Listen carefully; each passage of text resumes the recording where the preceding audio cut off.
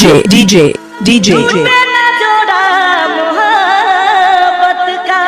गांधी बाबू साथ जिएंगे मोहरा घाट मरेंगे खा के कसम कहते हैं यारा।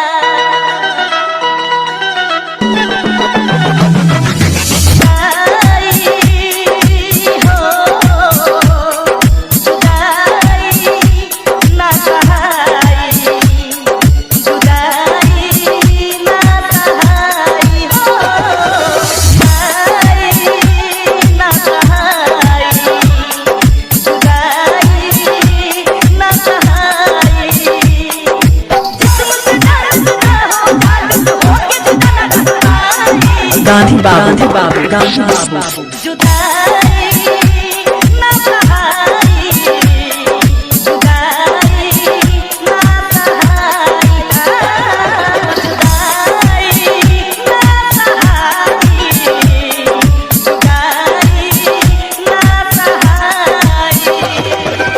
कि जब हमें उनसे मोहब्बत थी तब उन्हें हमारी मोहब्बत पर शक था। जब हमें उनसे मोहब्बत थी तब उन्हें हमारी मोहब्बत पर शक था।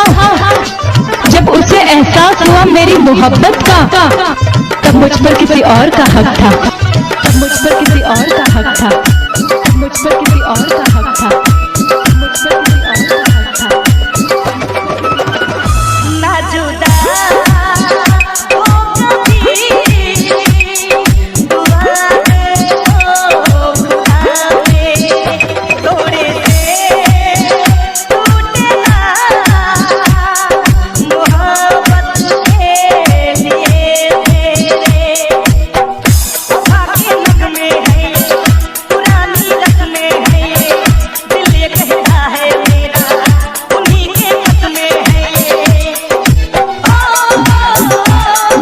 गांधी बाबू अकेले ना रहाई, अकेले ना रहाई।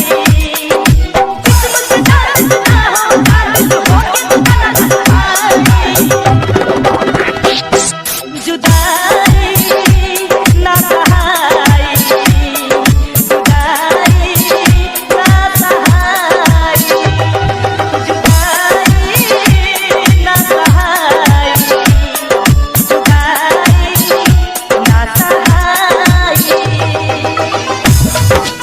आशिक पागल हो जाते हैं प्यार में और बाकी कसर पूरी हो जाती है इंतजार में।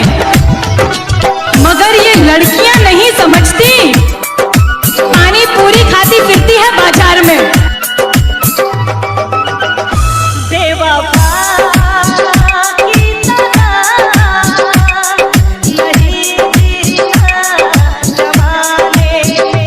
ऐसा तू भी सुन, मुझे जलना है परवाने में। सनम के साथ न छूटे मेरा रब जिसे न रूठे, जमाना रोक न पाई पड़ल बा पीछे झूठे।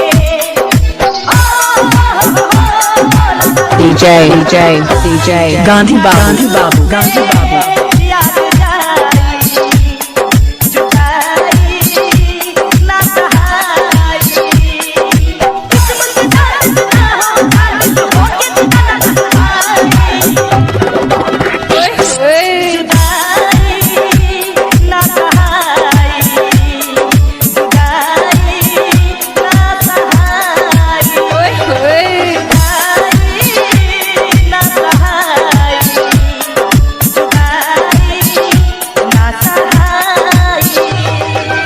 हसीन तुम हो तो बुरे हम भी नहीं, हसीन तुम हो तो बुरे हम भी नहीं, महलों में तुम हो तो सड़कों पे हम भी नहीं।